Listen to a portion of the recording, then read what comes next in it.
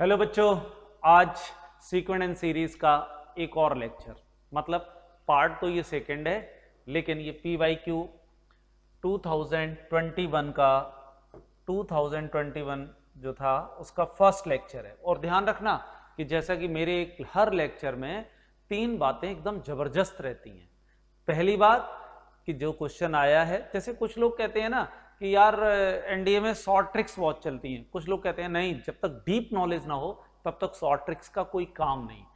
तो मैं उन दोनों बातों को लेके चलूंगा, मतलब आपके सामने शॉर्ट ट्रिक भी रखूंगा और उसके साथ साथ मैं आपको ये भी बताऊंगा कि ये क्वेश्चन कॉन्सेप्चुअल कैसे होता है। तो इन दोनों के साथ साथ मेरे देश के शेरों, स्टार्ट करते हैं। जेंटलमैन्स, सभी लोग तैयार हो जाओ और देखते हैं आज का पहला क्वेश्चन और किस तरह से हर क्वेश्चन को सॉल्व किया जाए। तो बच्चों, आज का पहला क्वेश्चन आपकी स्क्रीन पर ये रहा।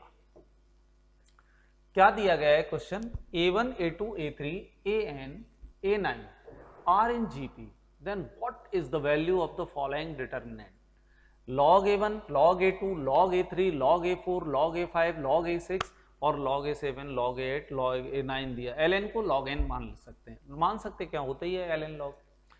अच्छा, ध्यान रखना, देखो बेटो, हर लेक्चर में जरूर तुमने देखा होगा कि ये तो तुम्हें समझ में आता होगा कि क्या है यार, क्या चीज बताई है सर ने। तो रिसर्च बेस्ड रहते हैं सारे लेक्चर, इन पर काम होता है और उसके बाद आपके सामने लाए जाते हैं। तो ध्यान देना इस क्वेश्चन को भी और समझाते हैं आपको। तो डिटर्मिनेंट की प्रॉपर्टी आपको पता है, और A1 क्या होता है जीपी में, याद होगा आपको, इसे A बोलते हैं। A2 क्या होता है? AR होता है। E3 क्या होता है? AR क्यूब होता है, मतलब AR स्क्वायर होता है। और अगर इसी बात को यहां रख दिया जाए तो मतलब ये क्या हो जाएगा? ये log A हो जाएगा, ये क्या हो जाएगा? log AR हो जाएगा, ये क्या हो जाएगा? log AR क्यूब हो जाएगा, और ये वाला log मतलब AR स्क्वायर हो जाएगा, और ये log AR cube log AR4, ठीक है, और log AR5। इसी तरह से आप सारी वैल्यू रख सकते हैं, क्योंकि आपको A1 first term, A2 second term, A3 third term दी गई और जीपी के ये सारे टर्म मैंने लिख दिया आपके लिए।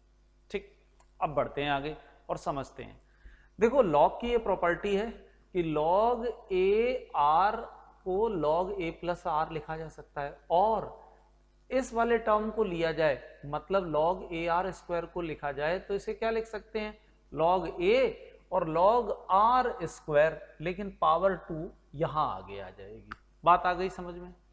अच्छा, तो यहां देखो log A, यहां log A plus log R, log A plus 2 log R, यहां log A plus log R3, फिर log A plus log AR4, इस तरह से वैल्यू आएगी। अगर सीरीज को देखा जाए और डिटर्मिनेंट को देखा जाए तो हर बार यहां पर जीरो लिखा जा सकता है। तो एक क्या बन जाएगा? log A, फिर क्या बन जाएगा? log A, फिर क्या बन जाएगा? log A, log A, log A, log A, सब में बन जाएगा। ठीक, और आप जानते हो कि किसी भी डिटर्मिनेंट की दो रो की या दो कॉलम की वैल्यू जीरो हो तो रिजल्ट क्या आता है? रिजल्ट क्या आता है? रिजल्ट आता है जीरो।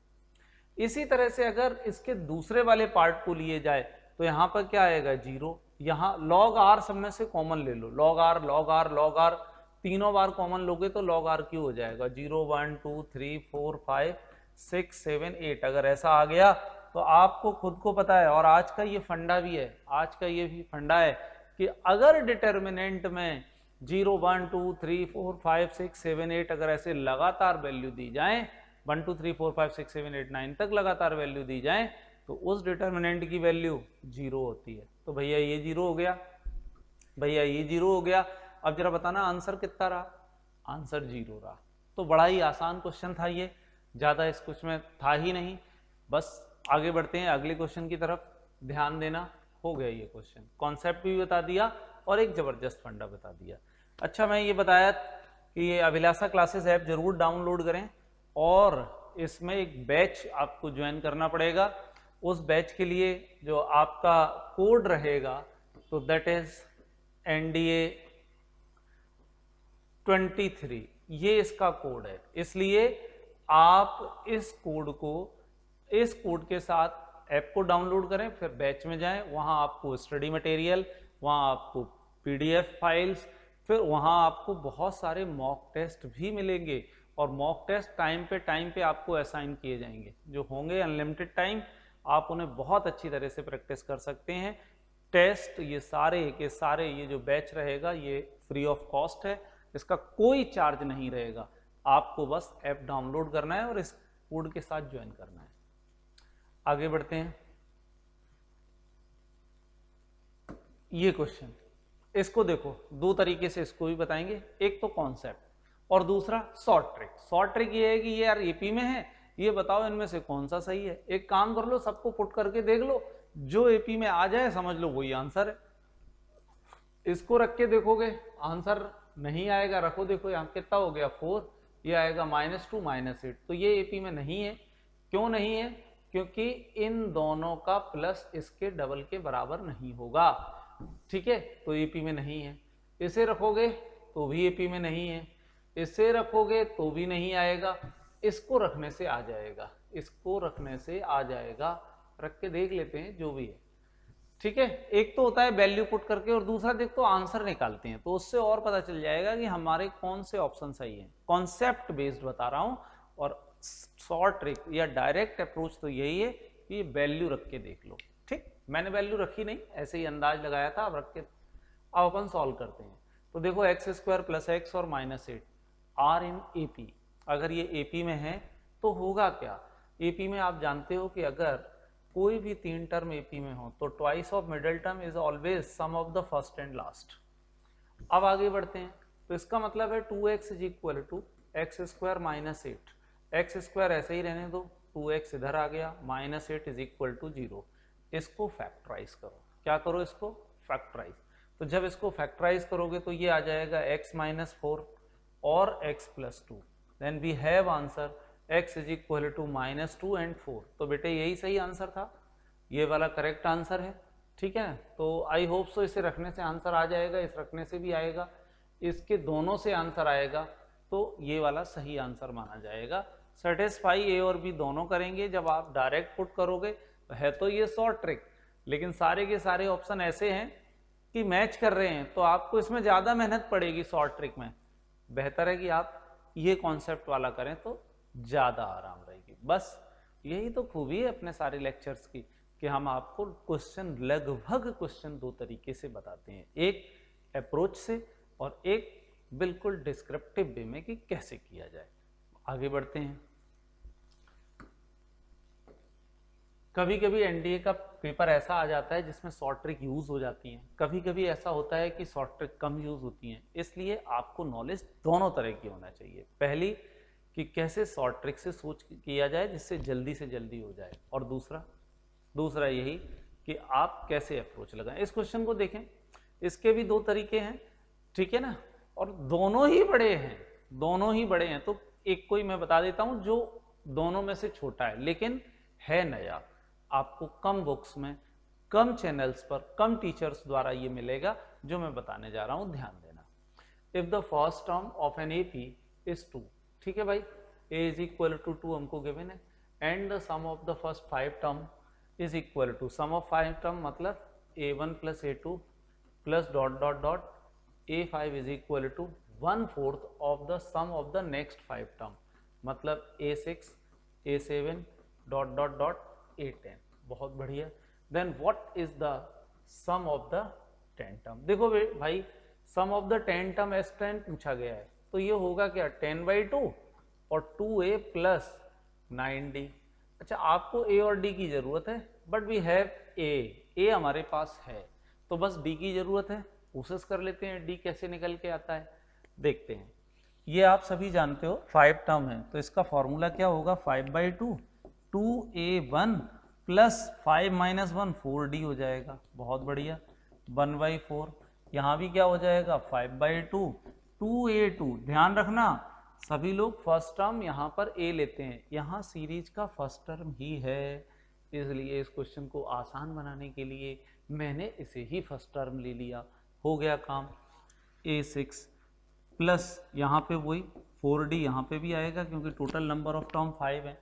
5/2 से 5/2 कट गया, 2a1 a होता है, तो 2a + 4d, और ये वाला 4 इधर आएगा तो 4 हो गया, और यहाँ देखो A6 क्या होता है, A6 होता है A + 5D, ठीक है। और इसमें इस 2 का मल्टीप्लाई, ये वाले 2 का मल्टीप्लाई ये लिखा है आपके सामने, और +4D, ठीक। यहाँ कितना हो जाएगा 8A + 16D is equal to हो जाएगा ये 2A, और ये 10 और 4 14D। अच्छा, इससे ये कर डालो तो ये कितना हो जाएगा आपका 4A माइनस हो जाएगा 6A, और ये हो जाएगा जाके ये 14 था तो ये हो जाएगा -2D। तो ये AD इज इक्वल टू आ गया -3A, और A की वैल्यू तुम्हारे पास 2 थी तो D की वैल्यू आपके पास कितनी आ गई, -6। D की वैल्यू कितनी आ गई, -6। जल्दी से नोट कर डालो, बिना कॉपी पेन के रहना नहीं है, कॉपी पेन को ही रख के आपको चलना है, अदरवाइज आप सोचोगे आपका सब कुछ आ जाए, ऐसा बिल्कुल होने वाला नहीं। ध्यान रख लेना है इस बात का, कॉपी पेन आप साथ में रखें, कॉपी पेन के साथ ही क्वेश्चन करें, अदरवाइज ऐसे करोगे तो आंसर आने वाला नहीं, और अगर आंसर आ भी जाएगा तो उसका बहुत दिनों तक कोई फायदा नहीं। आप खुद सॉल्व करें और इसको देखें, एक एक चीज लिखें। चलो, A इज इक्वल टू -6 आ गया, मतलब क्वेश्चन हो गया है सीधा, अब कुछ बचा नहीं। 5 2A, A की वैल्यू 2 थी तो 4 हो गया, 9 6 जा 54, तो ये तो माइनस ही हो जाएगा, 52 50 माइनस का आंसर है, तो right answer is -250 is the right answer. Note कर लें, जल्दी से अगले क्वेश्चन की तरफ चलते हैं।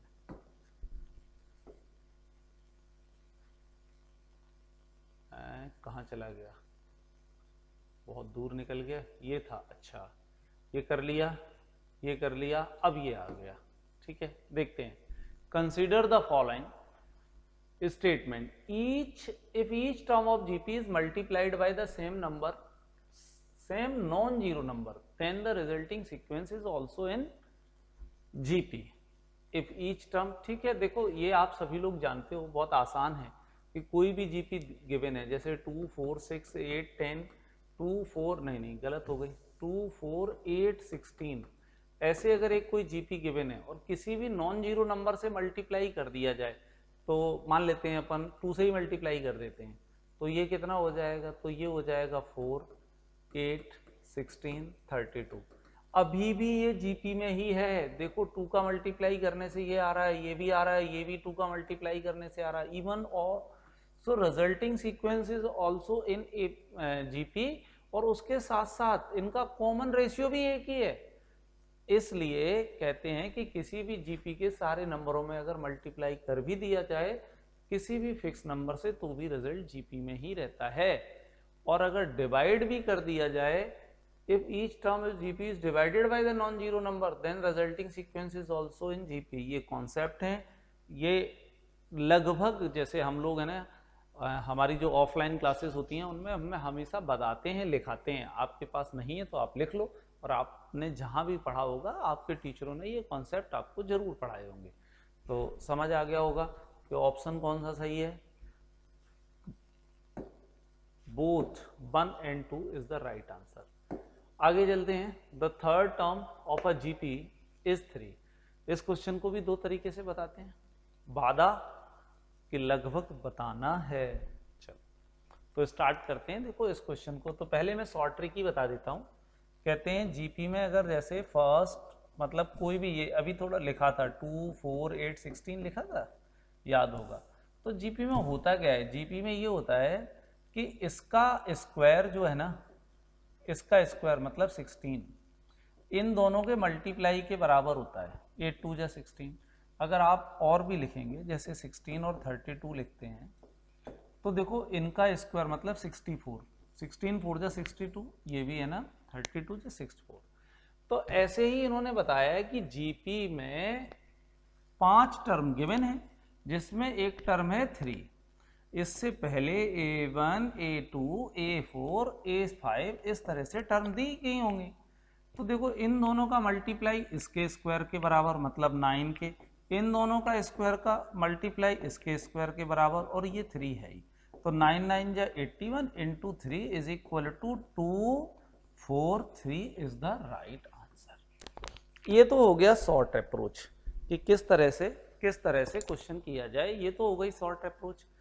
अब बताते हैं आपको कॉन्सेप्ट बेस्ड कि कैसे कॉन्सेप्ट से क्वेश्चन किया जाए और कॉन्सेप्ट से कैसे डायरेक्ट हो जाता है।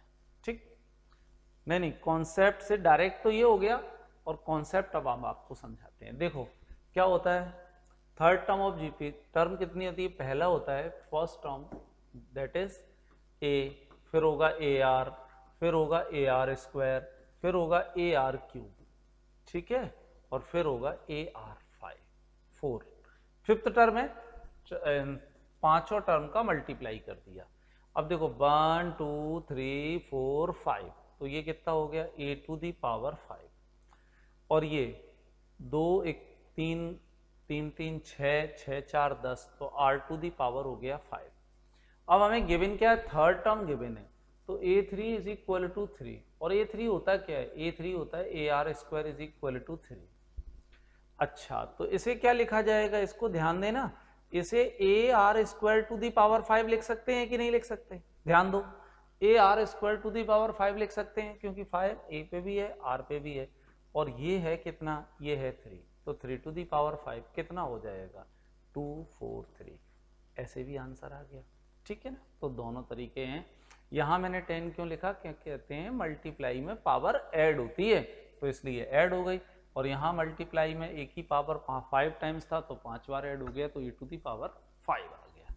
आगे बढ़ते हैं अगले कॉन्सेप्ट के साथ, ध्यान देना, मस्त मजेदार। अगला क्वेश्चन बच्चों ये है, इसको भी दो बातों से देख लें। देखो शॉर्ट ट्रिक सीधा है, देखो जो मुझे दिख रहा था कि ABC RNAP then the straight line this will be passes through the fix point. अच्छा, फिक्स पॉइंट से जो पासेस थ्रू होता है इसका मतलब वो सेटिस्फाइड होना चाहिए, मतलब इस पे वैल्यू रखते ही सेटिस्फाइड हो जाए। अच्छा, ABC RNAP, तो इसका मतलब 2B इज इक्वल टू कितना हो जाएगा A प्लस सी। इसका मतलब अगर 2B की जगह A प्लस सी रख दिया जाए तो रिजल्ट 0 आना चाहिए, तो इनमें से कोई भी वैल्यू रख लो वो सेटिस्फाइड कर जानी चाहिए। तो देखो ये वाली वैल्यू मैं रखता हूँ D वाली, तो एक x की जगह 1, y की जगह -1। मैंने ऐसा क्यों रखा, क्योंकि मैं इनमें से एक को माइनस चाहता हूं, तो एक तो ये रास्ता था, एक ये दो कट ही गए, क्योंकि इन दोनों रखने से भी 0 नहीं आएगा। अच्छा, इससे तो साफ दिख रहा है ये 0 हो जाएगा, ये 0 आ जाएगा, तो C 0 नहीं होता है, हमें तो रिजल्ट 0 चाहिए, तो मैं ये रखने जा रहा हूं, x की जगह 1 और y की जगह -1, तो ये हो कितना जाएगा a - 2b plus c is equal to 0। अब 2b की जगह a प्लस सी रख दो, तो क्या हो जाएगा -a - c प्लस सी, तो देखो हो गया 0 इज इक्वल टू 0, सेटिस्फाइड, ठक जे आंसर खत्म, कौन दिमाग लगाए, हो गया। अच्छा, लेकिन सर कॉन्सेप्ट से कैसे बताया जाएगा, तो कॉन्सेप्ट से देखते हैं, A B C are in AP then the straight line will be always passes through the fixed point। ठीक है भाई, ABC R in AP, तो ये क्या लिखा है कॉन्सेप्ट वाइज देखना, ये AX plus 2B by plus C is equal to 0 ऐसा दिया गया है, ये गिवन है। और कोई चीज अगर AP में होती है तो क्या होता है, तो ये होता है 2B is equal to A plus C होता है, तो इसको इसी ऑर्डर में लेके आओ, A प्लस 2B और कितना हो जाएगा A माइनस 2B है ना, ये AX माइनस, क्योंकि आपको इसकी जगह A प्लस C की जगह, मतलब ये इधर लाना है, तो ये A हो गया, क्या हो गया ये A, और इसको इधर लाओगे तो कितना हो गया -2B, फिर C प्लस का ऐसा ही रहा।